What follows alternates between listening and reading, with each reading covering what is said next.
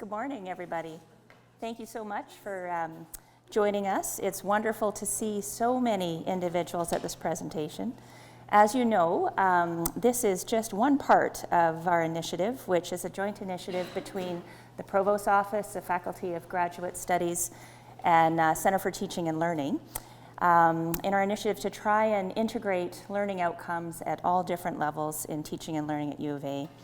As you know, some of you were part of a retreat that we had last year. Some of you may have been at Harvey Weingarten's talk in November. Some of you may have attended the CTL workshops on learning outcomes at various levels. And if you've looked at the CTL website, there's actually a whole collection of the different talks, the summary of the retreat, and also a new learning outcomes guide. So if you take a look at the CTL website, that is all there. So today, we are really pleased to have Dr. Brenda Brouwer to discuss graduate learning outcomes. She's visiting us from Queen's University, where she serves as a Vice-Provost and Dean at the School of Graduate Studies. She joined Queen's in 1990 after completing her PhD in neuroscience at the University of Toronto. She holds a BSc in kinesiology from the University of Waterloo and an MSc in biomechanics from McGill University. And she served as an Associate Dean in the School of Graduate Studies from 2005 to 2010 before moving into her role as Vice-Provost and Dean. She maintains an externally funded research program focused primarily on quantifying the biomechanical, neuromuscular, and metabolic demands of mobility in healthy aging and stroke. She has supervised over 32 research masters and doctoral students and postdoctoral fellows in the area of disordered movement control and physical function. So I'm sure many of you have heard the term learning outcomes more and more among colleagues, associates, and leaderships at the U of A, and many of us struggle to understand how to better incorporate them into our teaching, and even more so for our work with graduate students. Dr. Debbie Burstin, oh, she was over here. Oh, there she is, her arm is up, authored a blog post which recently in the Quad, which I would encourage you all to read. Going back to Dr. Brouwer, she's been instrumental in the expansion of graduate credentials and the establishment of policies and best practices that support graduate students. Her presentation this morning will focus on learning outcomes within the context of graduate level studies. Following this presentation, she'll entertain questions and comments from attendees. And just so everybody knows, she has circulated a sheet. We've actually run out of copies, so if you do require a copy, please email us. You can email me, sforgy@ualberta.ca, and we will send you a copy. So with that, I'd like to present Dr. Brouwer. Thank you.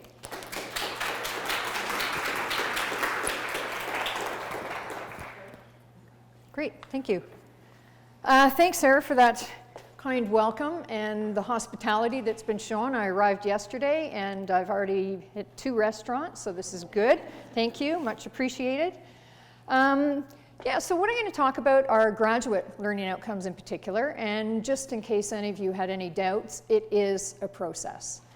It's going to take time, but I can also tell you that no administrators, no staff, no faculty were harmed in the process, so this is a good thing. I think it's safe to say that it really is, and I mean, you've all heard this before, it's not a sprint, it's a marathon. And in order to succeed, you're really going to have to get buy-in from a variety of groups. It requires commitment, and with that means ongoing. So, you know, you can sort of never stop. Once the train starts going, you got to keep it going down the track. And it's about the buy-in not only from faculty, but from students, from staff, from support services to make it really fly. I'm going to rely quite a bit on the Ontario experience in terms of graduate learning outcomes and the process that's aligned with our quality assurance process, and in particular, some of the experiences that I've had at Queen's.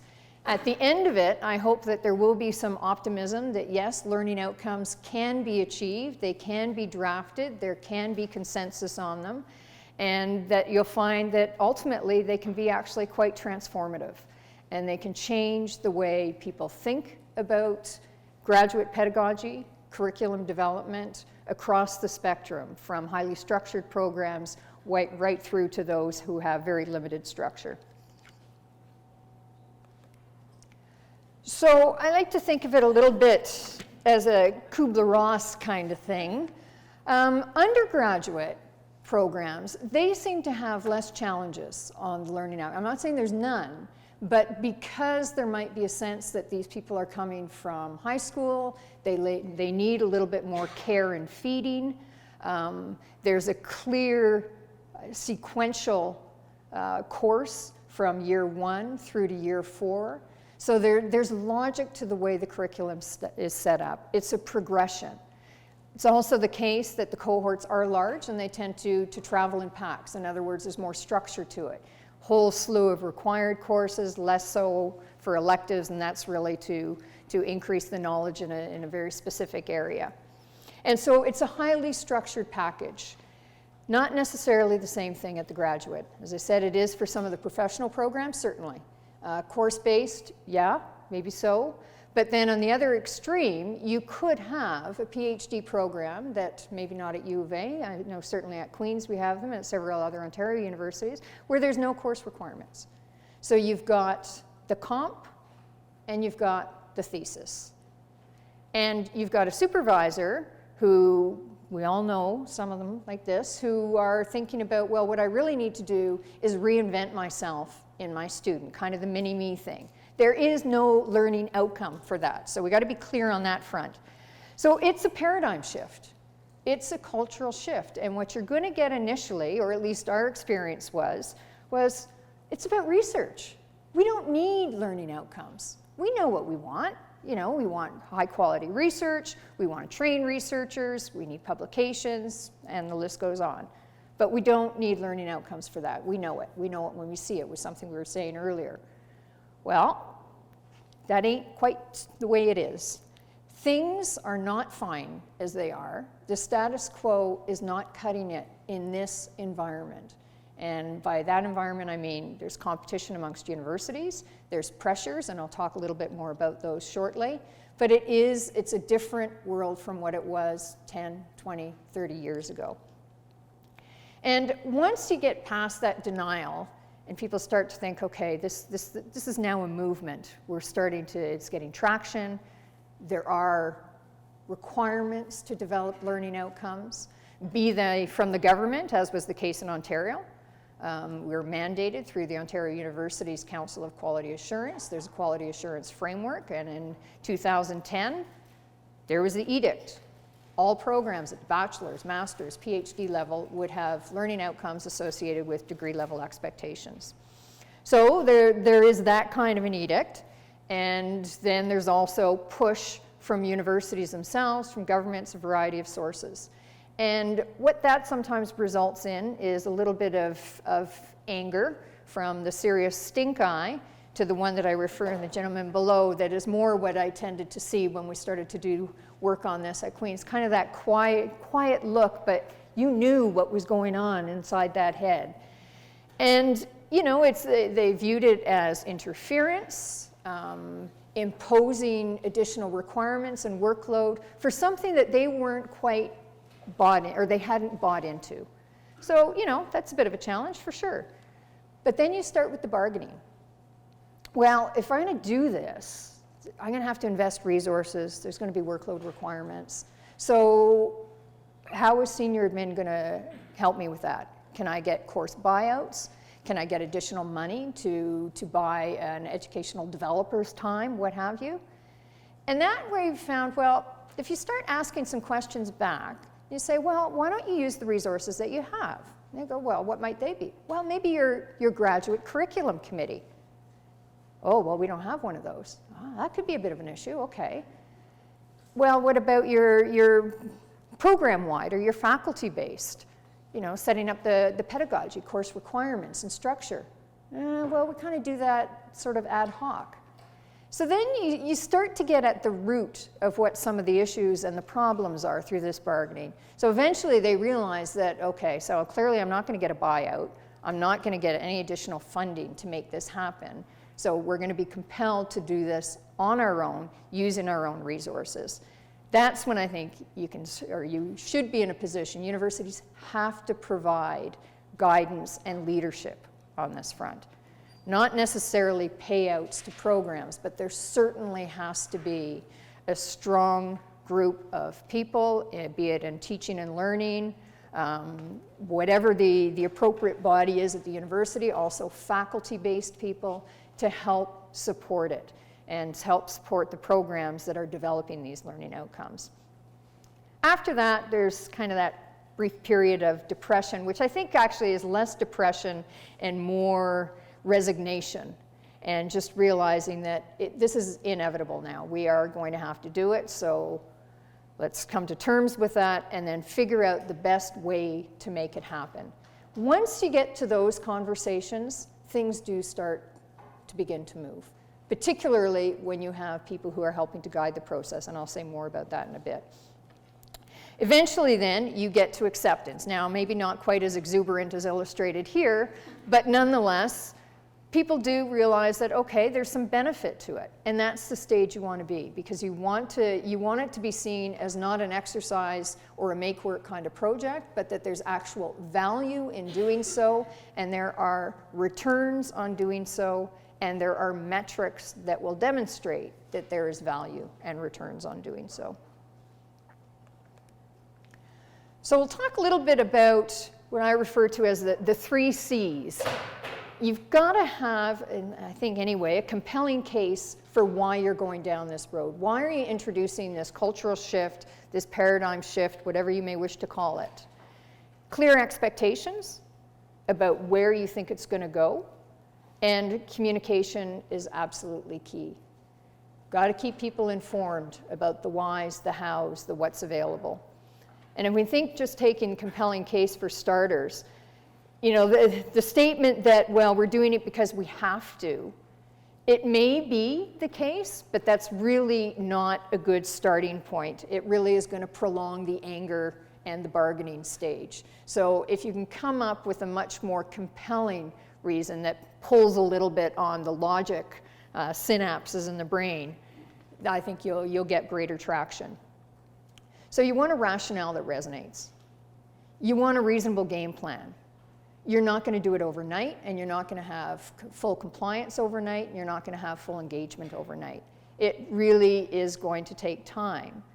But you've got to be reasonable about it, and you've got to resource it, as I said at the outset. And this can be in the form of websites that have documentation that people can look at and access and learn how to write outcomes, learn about the values of outcomes, different frameworks for developing these things. It can be town hall meetings. It can be things such as this, and also one-on-one. What ultimately ends up to be quite helpful is if individuals will speak to programs. Not so much at the beginning, perhaps, but once they've given it some thought and they've started to frame their own ideas. But a general strategy and supports in place to support that strategy will go a long way. Clear expectations, it's a good thing to have. When would you want the first draft of people's learning outcomes associated with their program? It's got to be reasonable, but you need, I mean, you know, we all do this. Or maybe, well, okay, I do this. You've got a deadline, and you kind of hum along, and then all of a sudden it's, holy crap, the deadline's coming up. So I got to start moving on this. This is the same way. It'll encourage people to parse out time to make sure that it happens, and to start to mobilize things on a timeline that's going to give you a product, not a final product. And I mean this in all sincerity, is that in this case, perfection truly is the enemy of done. So don't look for perfection. Remember, it's a paradigm shift. You're still going to have people who are a little leery about why they're doing it in the first place. Get the first steps in place. Get them thinking about learning outcomes, even if they're awful. There's been some time put into it, some thought put into it, and start there. Overarching guidelines are enormously helpful. Otherwise, it's going to be the Wild West and a dog's breakfast of what you get back from programs within a faculty, cognate programs. The structure is going to be different. It's not going to make sense across the board. Ideally, you might want to think about a framework and how they might be structured, and then that has to be distributed with instructions, guidelines, examples, so that programs can use that as a basis and a template. Templates are helpful in this. It's not that you're trying to, make everybody look the same, but it does offer the direction and the guidance for something that actually is a little bit foreign to many people who are doing this for the first time. Communication, you want to engage people from the outset. So you want to give progress, you want to talk about the progress that's being made, you want to provide feedback and updates. It's going to be uneven. Some programs are going to hit the ground running and really move. Some may already have them in place. Others are going to be, lagging behind for could be perfectly legitimate reasons, but nonetheless, it's not going to be everybody out of the starting gate and making progress at the same rate. So it's valuable to keep your finger on the pulse to find out where people are at and use the progression from different units to encourage progression in other units. So share that information because there's a lot of learning that can be done. A lot of the distinction is around the margins, but there's a lot of core, fundamental learning outcomes that one can imagine that every card-carrying master's student must have, or every card-carrying PhD graduate must have.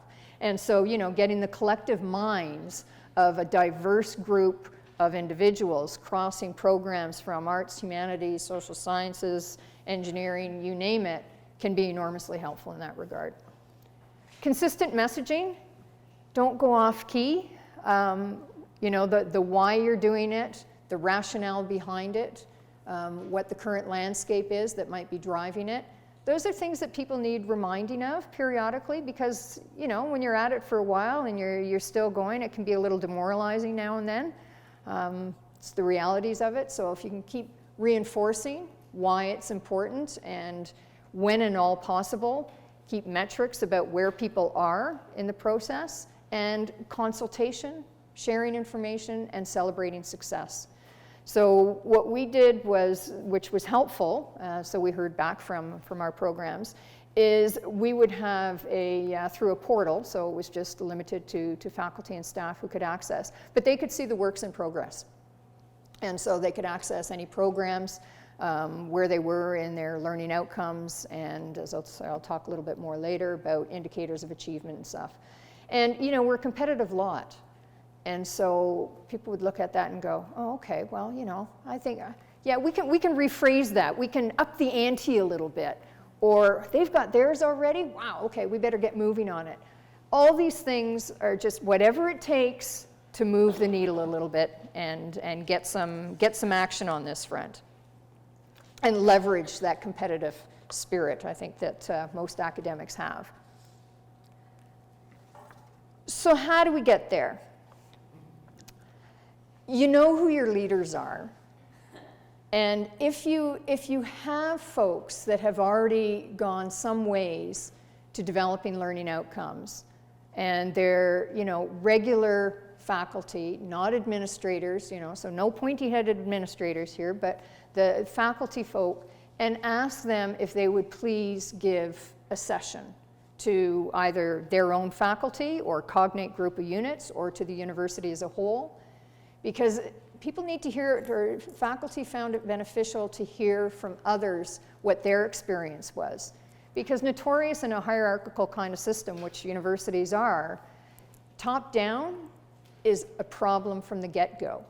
We know that.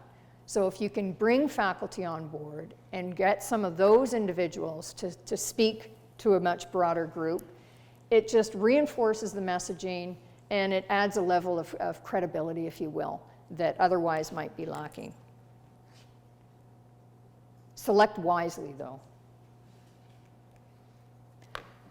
So why are we, I should go back one sec here. Oh no, I'm lying. Here we go. So why? Why are we doing this? What are the drivers and what's pushing us in this direction? What's pushing the shift? A number of them. We are publicly assisted universities, so government has a stake in this. Some more, some less. Ontario government was very involved in this, as I said from the outset, with a quality assurance framework. It's at arm's length from the government, but nonetheless, it was under their mandate. If they're not doing it now in Alberta, chances are they may be soon. It's on the way. And if you think about why that might be, well, the government's incredibly interested in economic sustainability, viability, productivity. The labor market, they want to fill gaps where gaps exist. They want employment rates to be high. So if they want all these things, then you want your advanced education, master's and PhD, to be producing people who can fill these gaps, who can respond to the needs, to ensure that you're advancing technology, you're advancing society, all these kinds of things. So they do have a vested interest. And on the Ontario framework, there will be metrics associated with it. So we have what are called strategic mandate agreements, which is an agreement between the university and the government. It covers things like what are our strengths, what do we think are our key performance indicators. Pretty scary, but that's where we are. So we're in our second round of strategic mandate agreements, but they're already working on the metrics for strategic mandate agreement 3, and the indications are that they will be looking at outcomes in a much more serious manner. The good news is, for the moment, is that we're in charge of identifying what those metrics should be, what they could be, and hopefully what they will be. So that's something to think about. Employers as well. I mean, I think we've all heard the so-called skills gap. They want people who come off the ground out of their degree that are career ready. They're ready to hit the ground running. They're looking for core competencies, and that raises other issues that we'll get to in a moment. But they want graduates who are coming out who are not only knowledgeable. It's not a problem with the knowledge that they come out with and their area of specialization. We rarely hear that from employers. They're going, no, they're great, they're smart, they know their stuff. They just can't communicate it, work in teams, and all these other things that go with it.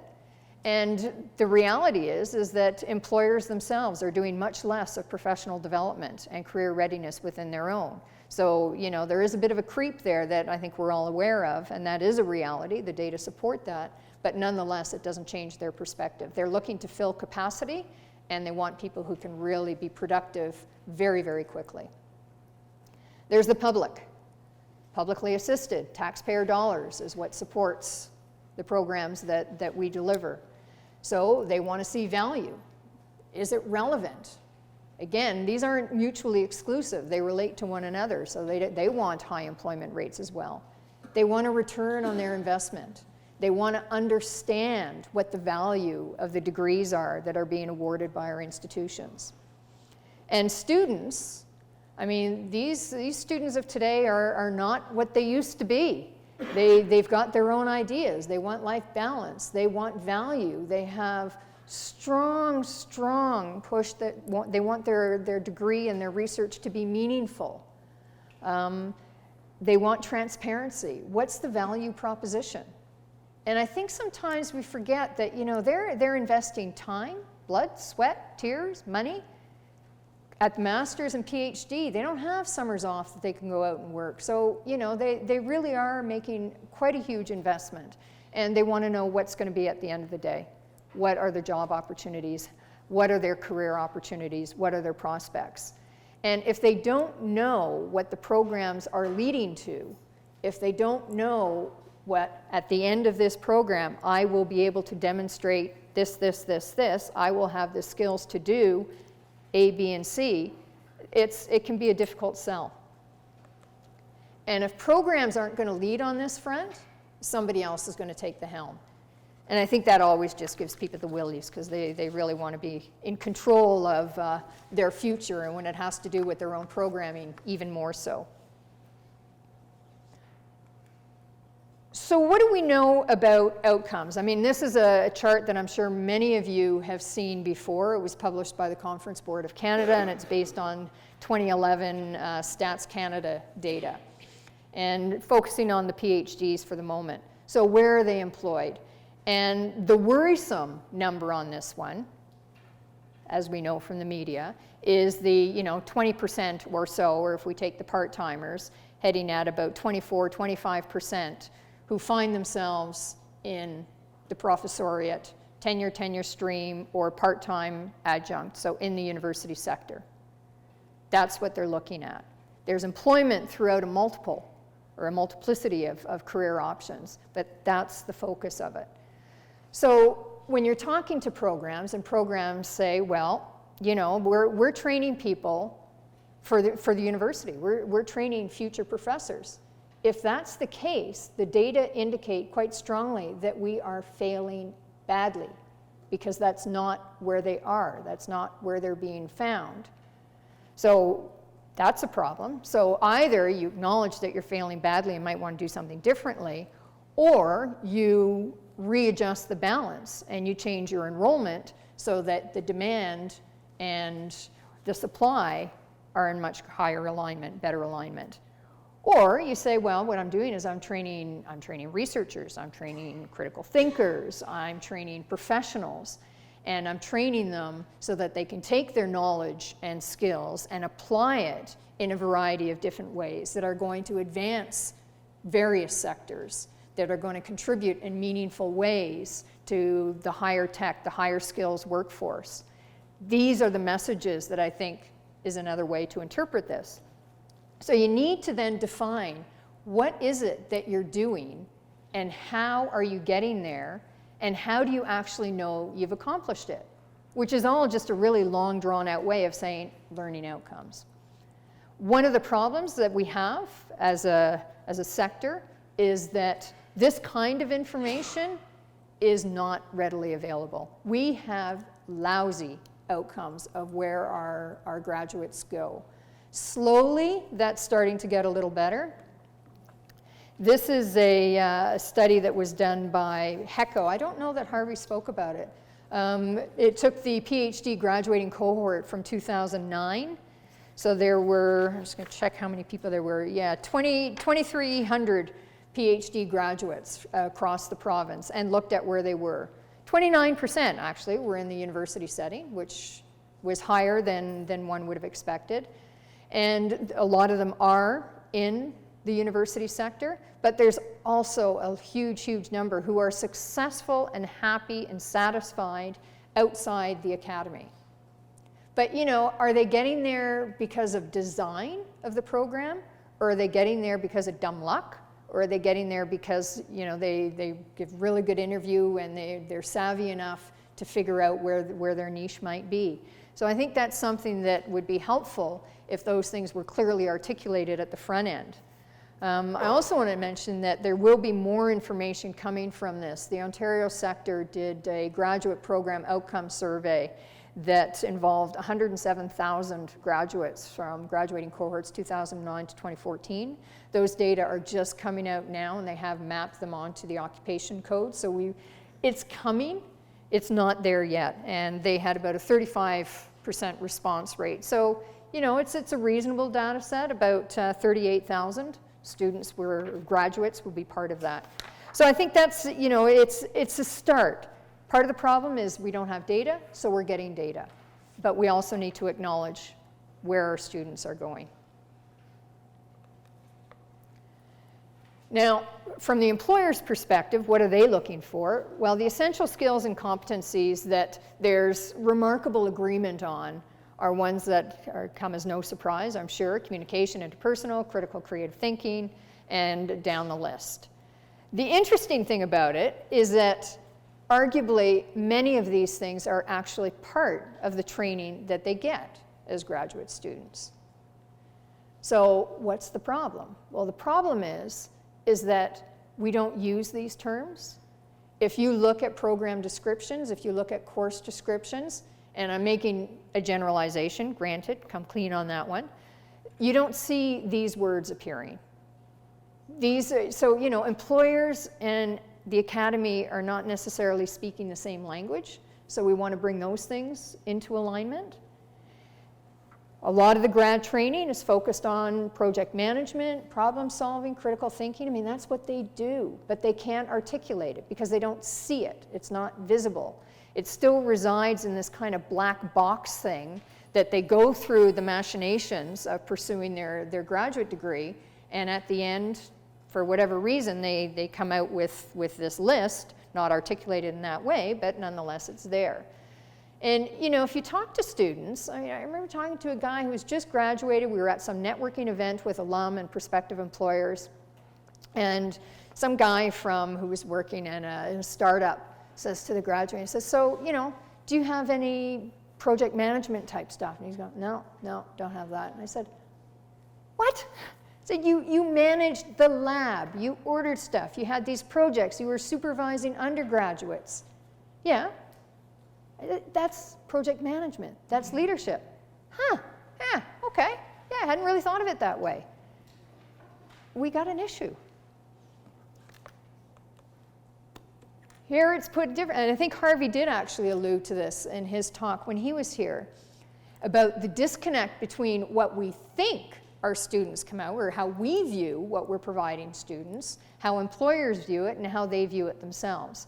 So we're actually, it looks very much that we're kind of deluding ourselves a little bit about what we're providing to students. We may think we're doing it, but if they can't acknowledge it and they're not assimilating it and they don't recognize it, then it's not serving them in their career success or their next steps. So we've got to try to bridge that gap. And I think this relates back to a little bit about, clearly articulating those skills in different ways. And this is where learning outcomes can be tremendously helpful. And it was these kinds of arguments that began to bring people on board, because it made sense. And it wasn't about, well, we have a quality assurance framework over here. That's always the kind of, I shouldn't say black cloud, but I will, that's above. But there are other reasons for doing it, and much more compelling ones. And again, I just want to reiterate that knowledge and specialization are not a concern. I mean, in some perhaps, but by and large, that's not the issue. So what are some of the pain points, those sticky points that people get hung up on? Part is we've got the bastion of the university against what, and the tension with what employers want and what students want. So, the university, this is our core business. We educate. We know what we're doing. So, and we do a darn good job. Look at the number of graduates that go through. That's an indicator of exactly that, the number of graduates that go through. Where are they? What are they doing? Are they successful? Are they satisfied with what they're doing? Did their program, or do they have the perception that their program actually led them to where they are now? Those are the real metrics that indicate the value of the education that we had. I mean, otherwise, maybe they had it before they came here. I'm being a little bit facetious, but nonetheless. Students want, as I said, they want value. They want to come out with something that's going to make their lives better, and that they're going to have a satisfying career.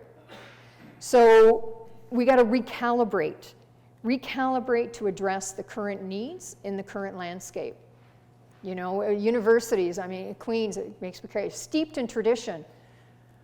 We got to stop steeping. We let it be done now. Let's move to the next level. And I think that's kind of a truism in many universities, not necessarily quick to change, which kind of goes counter to, on the cutting edge of what's new. But nonetheless, that is what it is.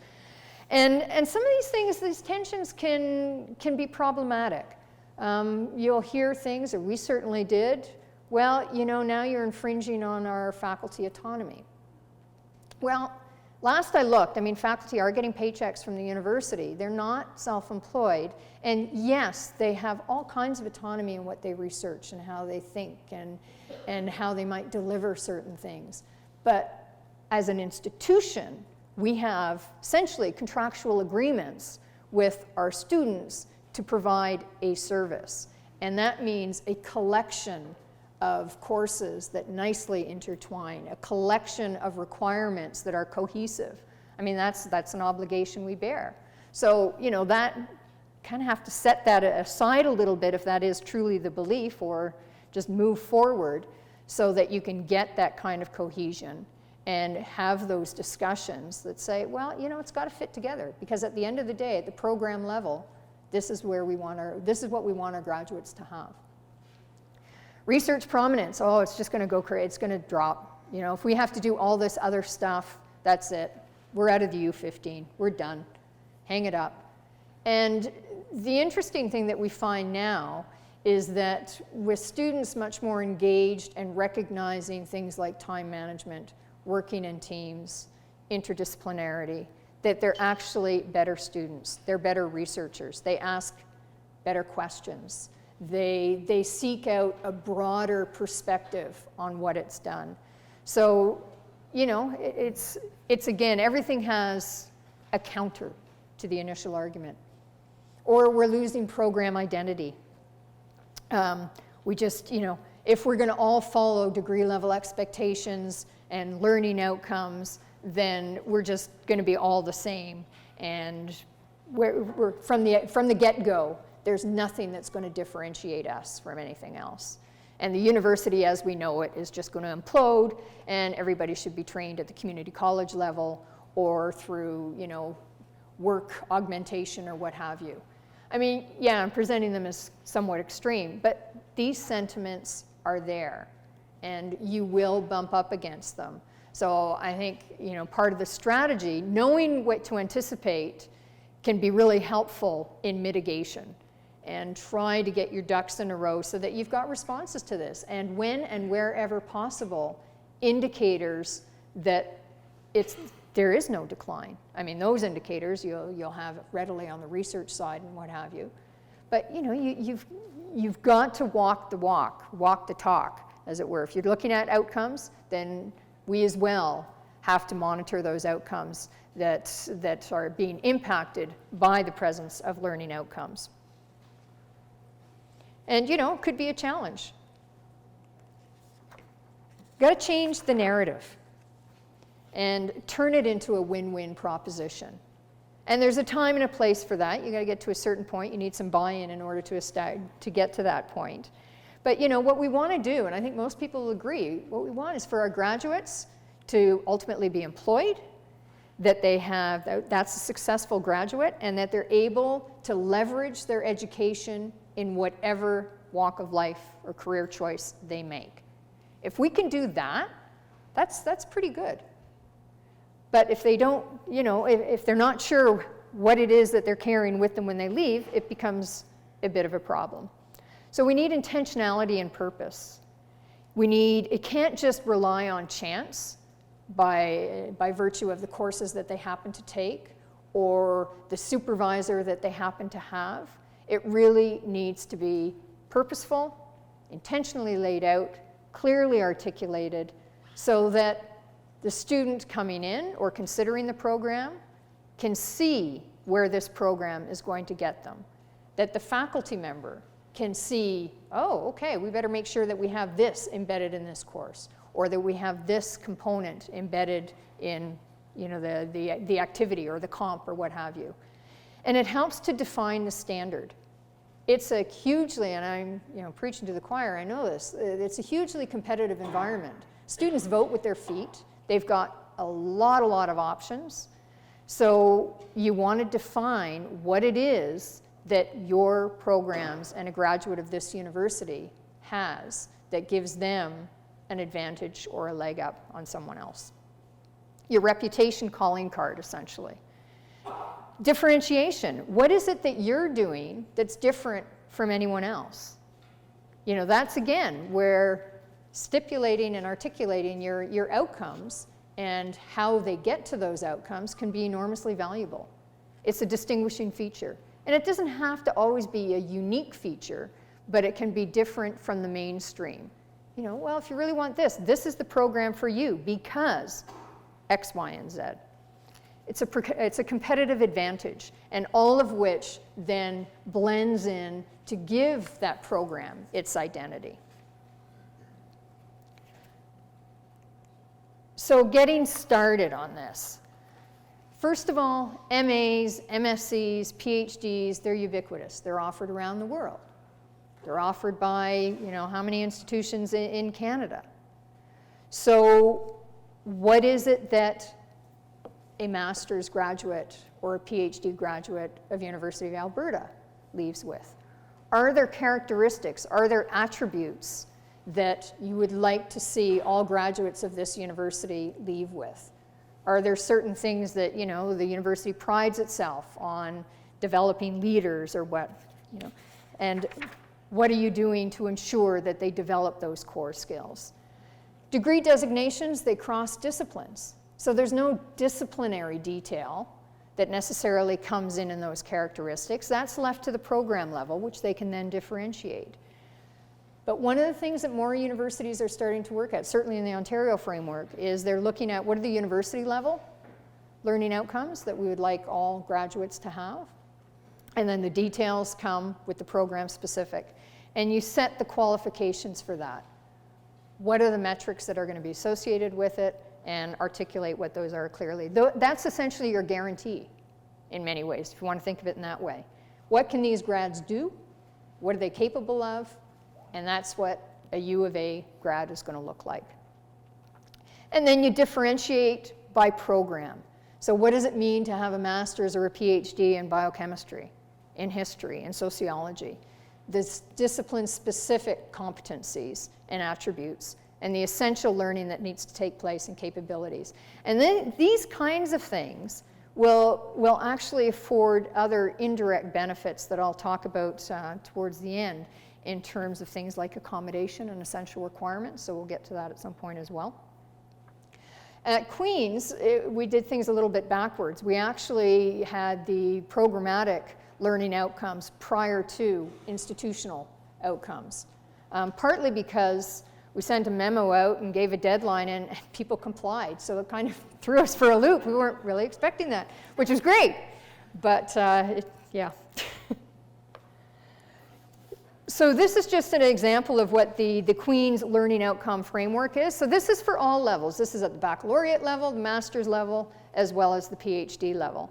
And it's just core attributes that are values, the things that Queen's value. Are they earth-shattering? Probably not.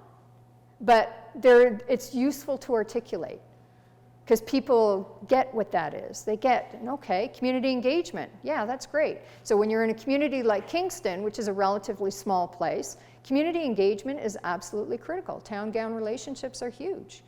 And at a time now where the city is concerned about the highly skilled workforce not being able to maintain current status, they want to build productivity, those relationships become even more important.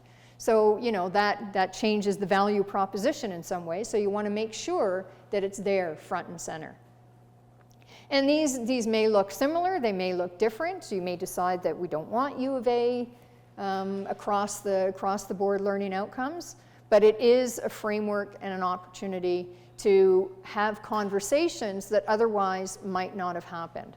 And the way that these emerged was through initial just town hall meetings. What are the values? What are the core values that you think a Queen's graduate should have? And then a small working group went and put something together in terms of this is the proposal.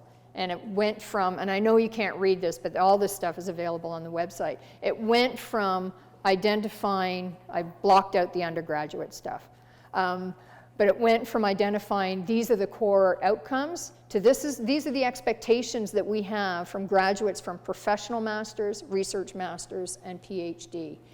And those were then discussed within bigger groups. They were discussed at faculty level, they were discussed at program level, they were discussed at university level.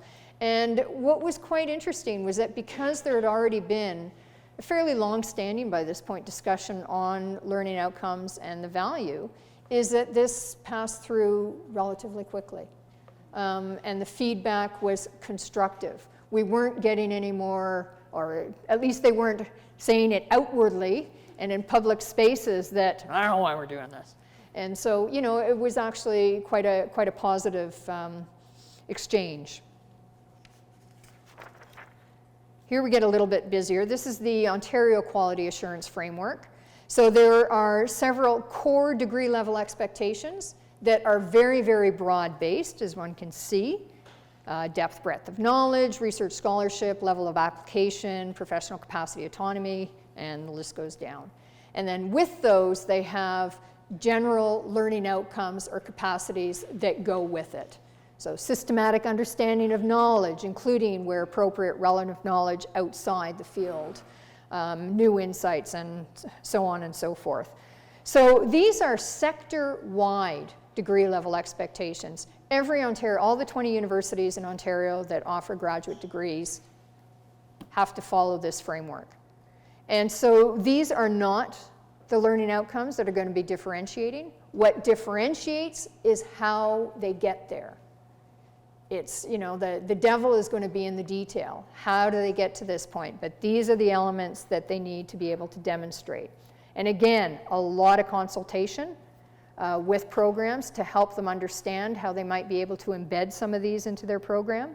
There is a bit of a cautionary note, though, is that when you have this kind of a framework, it can lead to uniformity across programs, because they see this and they go, ah, that's pretty good language. I'll just, you know, cut, paste, search, replace.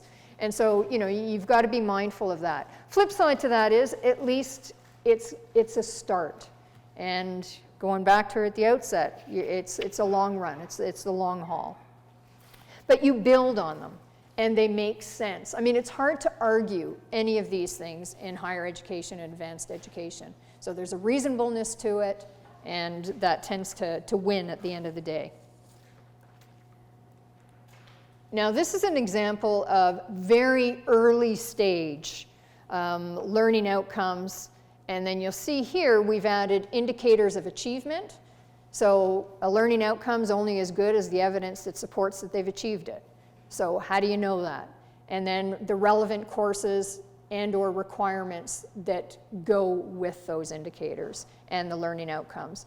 And you can see, I mean, the learning outcomes are reasonably well thought out. They are specific to the field. And this goes on. I just wanted to have it so at least there's a chance that you might be able to read it. Indicators of achievement, as I said, really early days, written work, seminar, discussion. Well, you could drive a truck through these things. So now they're much more detailed. It's an evolution. This was a starting point. But what happened with this is that it got people talking, and it got the faculty engaged in a way that really wasn't happening to a great extent beforehand. They talked about the various courses they did. I didn't know you did that in your course, because those conversations hadn't happened. So now there's a certain amount of building within. You avoid the redundancies. And so I think it's a better program for it. The other thing that we've added in the last few years to these columns is another one called Transferable Skills. And that was because our students were still not necessarily seeing that they had obtained some of the competencies in, say, professional skills or what have you, that we thought they had, but they weren't seeing it. So now we also clearly articulate what those transferable skills are. All this stuff, by the way, are on the websites. Every program has developed their program-specific learning outcomes, indicators of achievement, courses, and they're all fully accessible from our program's website, should you desire to take a peek. It's not necessarily riveting, but it might be informative. So not all graduate degrees are created equal in terms of the capacity to develop or the ease with which one might develop learning outcomes. And you know, you've got a professional and applied master's, which actually aligns a little bit in some ways more closely with a cohesion of courses, a collection of courses that are leading to a certain outcome. Many of them have accreditation or licensing bodies associated with it, which also identify core competencies that are essential. So it makes sense to marry these things as is appropriate. And you can put arms around it in terms of the courses. So you know that they're getting it because you've got rubrics within the courses that identify and actually measure it. So, you know, there are some clear definitions and defining moments that you can assess that they have achieved what you think they are. If we graph it in terms of structure of the program versus the confidence with which people are pretty certain that they've achieved all the degree level expectations and associated learning outcomes, as would be expected, much higher when you got the professional and applied masters, a little bit less so when you go to the doctoral stream. And at the PhD, it can be pretty low because they all look a little bit different. As you go to doctoral stream masters and PhD, it becomes a little bit more abstract. There's some master's programs don't necessarily have core courses, many do, which means then that everybody's doing essentially a customized program. Customized research with a particular supervisor, perhaps different collection of courses. So how do you make sure that's happening? Well, you make sure it's happening by actually discussing curriculum, discussing requirements. At the PhD, if there are no courses, so it's really a lot of reliance then on the supervisor, and the supervisors don't often see themselves necessarily as a teacher. They see themselves as a supervisor, as a researcher, but you know, it's a slightly different portfolio where you're also taking a look to make sure that your graduate student is gaining the competencies and skills that they require in order to succeed after the fact.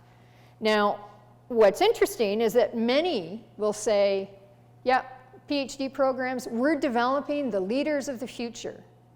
We're developing innovators. I mean, you've heard that, right? Well, how do you know? What skills do they carry that they leave with that makes them that leader? What skills do they have that make them an innovative thinker? When we talk about innovation, we often hear, and there is truth to it, that it's on the margins of a discipline. It's usually an interdisciplinary kind of thing. Are there interdisciplinary opportunities for the students? If there aren't any, or if there aren't opportunities to collaborate with others in cognate or dissimilar disciplines, are you really graduating real, true innovator thinkers? If they never get to work in a team, if they never get to work in collaboration with others? I mean, we hear from the humanities, it's very isolating. You know, I don't really get out much. I don't see people. Well, where's the leadership? How do you know then that you're actually graduating somebody who's going to be a leader? So, you know, there's a bunch of disconnects in this, and we've got to try to bridge that gap. Find out what skills are they bringing, articulate them, and, you know, you'll be tired of me saying it, but learning outcomes can help in that regard. So if we focus a minute on the PhD, and I deliberately select the PhD because it is the most scrutinized credential at this moment. The media, the public, scratching their heads going back to their no academic jobs. So why do we have so many PhD graduates? Number of PhD graduates has more than doubled since 2010. It's a lot of PhD graduates in this country. So what's going on with them? Well, how can learning outcomes help with that? They can help by the value proposition. They can help by articulating it's not just for the academy that we're producing PhDs. It's for other things. We're a technology advanced country and growing by the minute. The knowledge gaps in big data, artificial intelligence, use of technology, any kind of technological events or advancement is going to at some point need people. You need compliance, you need buy-in, you need your humanists, you need your arts folks, you need the whole gamut. But we got to make sure that that word gets out so that people appreciate what it is that they need and want. So again, apologies for the busy. Can you actually read that stuff? Oh, cool. All right. Who knew? So these are, again, the global from the framework, the degree level expectations and what PhD students must demonstrate. There's more to it, but this is the Reader's Digest version, if you will. So you can see that we have things in there that talk about relevant knowledge outside the field or discipline. Conceptualize, design, and implement research for understanding the discipline, making informed judgments. This gives pause because you go, okay, well, how can we do that? And what is it in the PhD curriculum that's allowing us to evaluate whether we've achieved this? Now, I just throw some crazy, wacky idea out there. And one thing that PhD students all do, and they all complain, well, not all, but many complain about, and faculty do to some extent, are comprehensive examinations. Maybe your comp is not a comp, but maybe your comp is an opportunity to use it as an assessment of some of these different kinds of skills, or give them an opportunity to engage in different kinds of activities that will inform their research, but inform it in a different way. So, you know, writing, if they're interested in, I don't know, drug discovery, drug development, well, what about if you did a policy paper on that? What are the implications to the healthcare system? What are the policy ramifications? It gives you a slightly different context, but it broadens the horizon. And it changes the way they might look at their research in a different way. Just throwing it out there. It includes things like transferable skills necessary for employment. The need for potential contributions to other disciplines. How often do we have in a dissertation that chapter, that so-called 6th chapter, that asks them to reflect on what they've done and how it might impact other kinds of disciplines or other sectors outside of their primary focus? Probably not a lot. And so one of the things that sometimes bumps up against these things and makes it worthwhile to revisit some of the policies that you might have with respect to the structure of a comprehensive exam or with respect to the structure of a thesis. Does it allow for different kinds of papers? Is it purely monograph manuscript for academic journals? Well, maybe a policy paper or a white paper would be much more valuable. Maybe a syllabus, here's a thought, could be something that's really useful because the students' aspirations are, I want to go over there. It's no less rigorous. There's high quality scholarship and research, but it gives a little bit more opportunity to better align what students want, what students need, what employers are looking for with the degree level expectations, and it provides a concrete mechanism for assessing whether or not they've succeeded. So, you know, it's being creative and thinking a little more deeply about what it is you're doing. Interdisciplinary and collaboration are key things that we hear all the time from grad students and from employers, yet we don't often embed it into the curriculum or into their opportunities. We talk about co-authored papers in dissertations, and usually we think about supervisor-student, which is very common, of course, but also students submitting papers in collaboration with each other. Why not? So, you know, it's open the mind a little bit and ensure that you are addressing the core requirements or competencies that people are looking for in today's environment. Essentially, by doing this, you're really addressing a few of the concerns that doctoral students predominantly, you do get in some masters, not all, but you know, they say, well, we feel isolated. There's a lot of reliance on the supervisor, so if that relationship goes south, I'm doomed. They feel that they're untethered because there's not that same structure that you have in a professional master's or even to a lesser extent in a course-based master's, and certainly as an undergraduate. They know what the end goal is, and the end game is get the degree, complete the research, do the thesis, and ideally get some publications out of it. Well, maybe it's looks a little bit different than that, but they don't have the trail markers. They don't necessarily know how they're progressing, whether or not they're achieving what they need to achieve. Are they learning what they need to learn? And are they developing the skills that they're ultimately going to need? Annual reports is one way of doing it, as long as the annual report has a clear set of learning objectives associated with it so that you can evaluate what they've done, what their goals are for the upcoming year. Are there other things that they need in order to ensure that they have the portfolio or the profile that they're going to require to succeed on that? So having these conversations can be beneficial to just changing the way you do things in terms of annual reports, in terms of presentations. If we address those and you embed them into learning outcomes, you can suddenly develop interdisciplinary communities. You develop a whole network then of resources and contacts for these students because they know who to go to. It's not just the reliance on the supervisor. They know that somebody over, you know, in the other building is doing something similar but has some really neat ideas on, I don't know, how I can use this technology in a different way. How I can use this kind of an assay, but you know I do art conservation, but I think there's an application there. And that's where you start to get the creativity and the innovation. And you get program cohesiveness for many of the reasons that I've already articulated.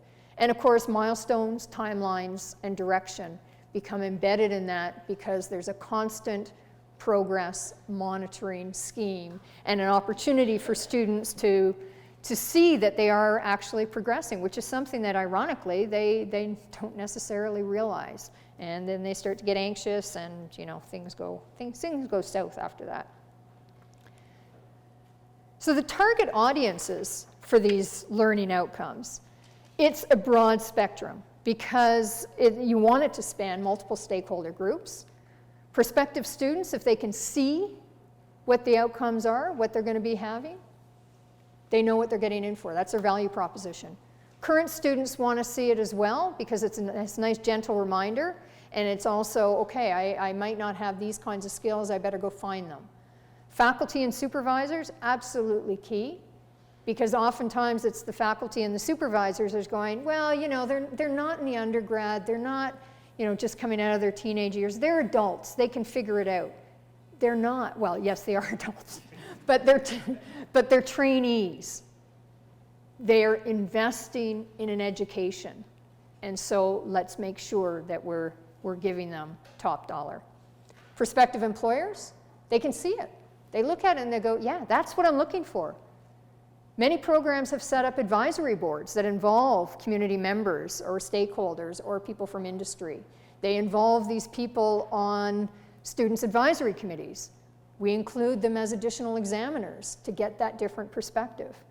Donors as well. If you say internationalization or a global experience is important and it's in your degree level expectation learning outcomes, they go, okay, so you're committed. I'm going to help make that happen with this kind of a scholarship. And we have evidence of that.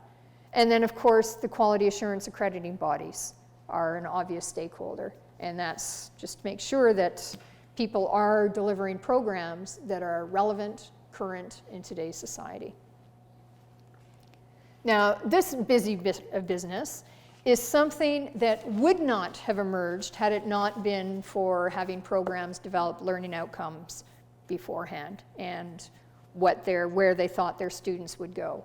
So this is something that we started about 1.5 years ago, having all our graduate programs create what we call a graduate map. It talks about the differentiation, which prior to doing the learning outcome kind of conversation would have been something, well, yeah, we're different. They knew that, but they didn't quite know why.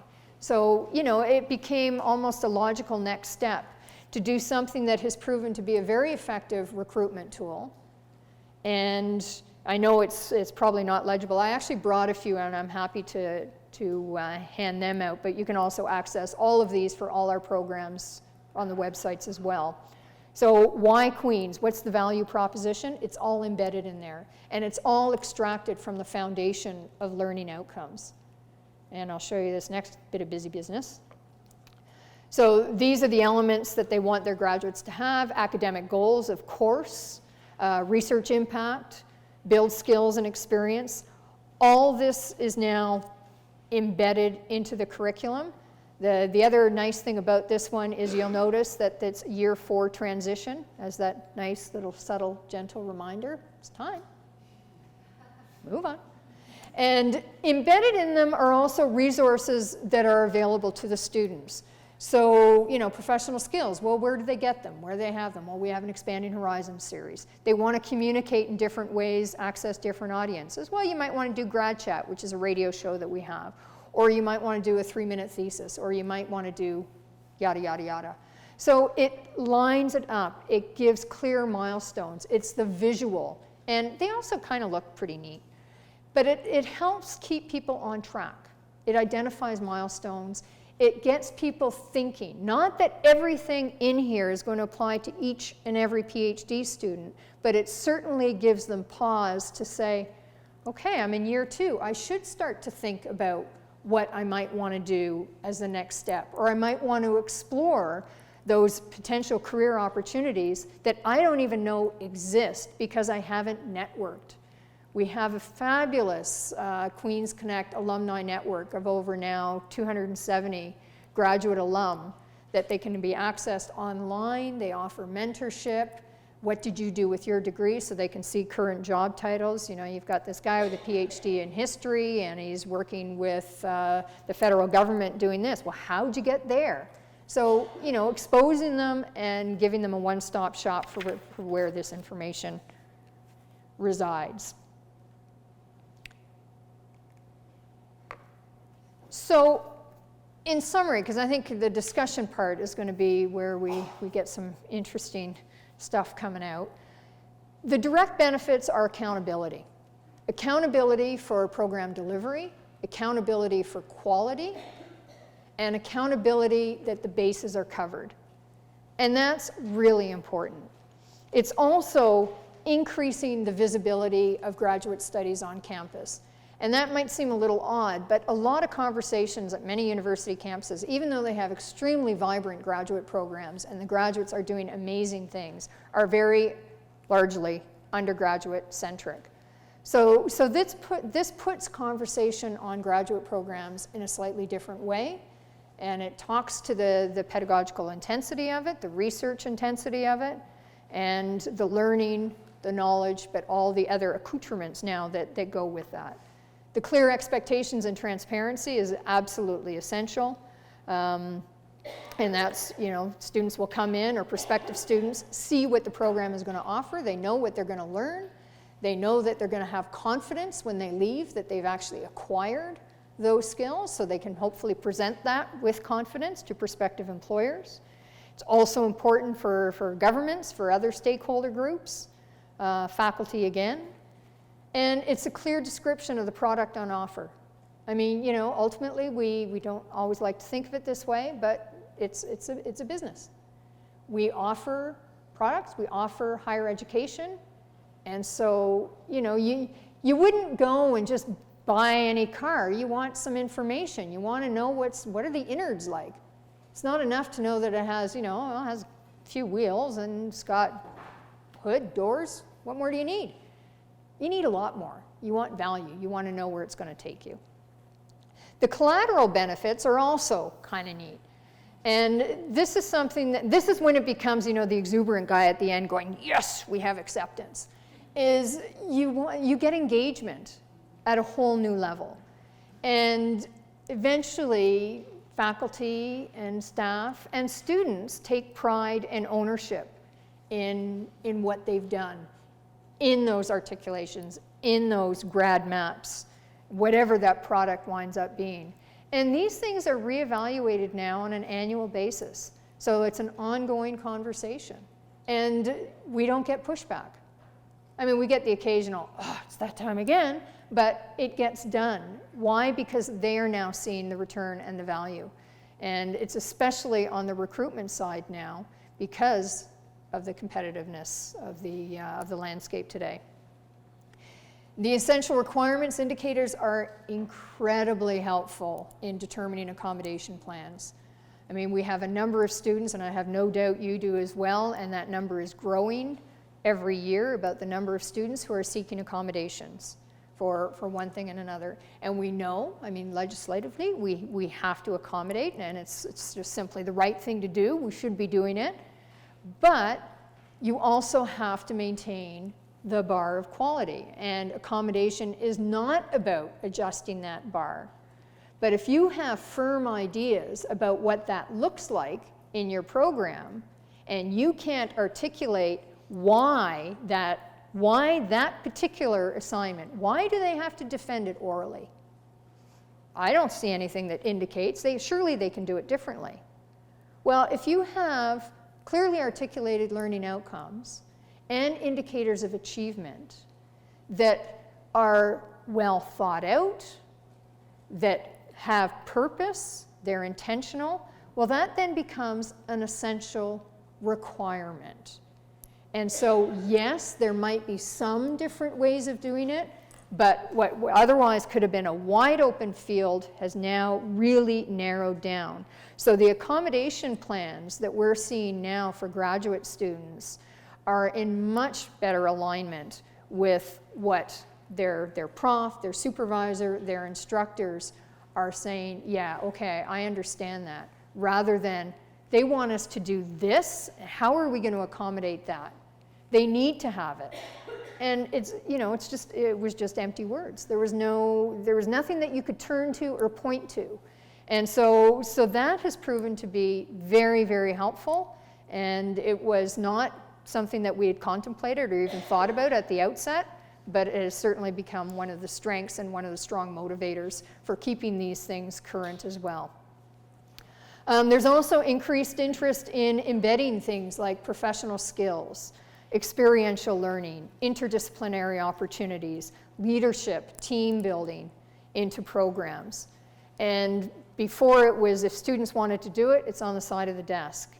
But programs, as I said before, they're starting to recognize that, you know, there's effects from this. They actually perform better.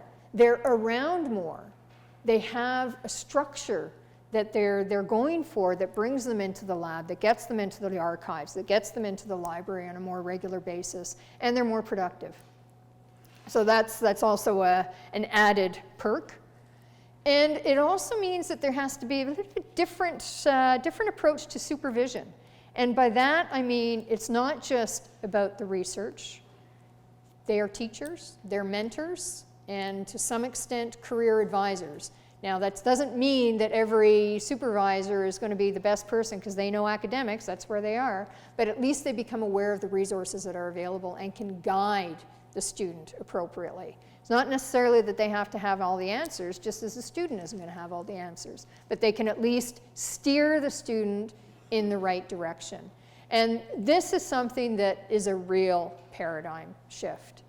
And the annual reports can be very helpful with that as well, because it does outline a number of things that the student needs, so the supervisor is in a much better place to be able to identify different resources that students can access. It just helps everybody basically find their way. Lessons learned.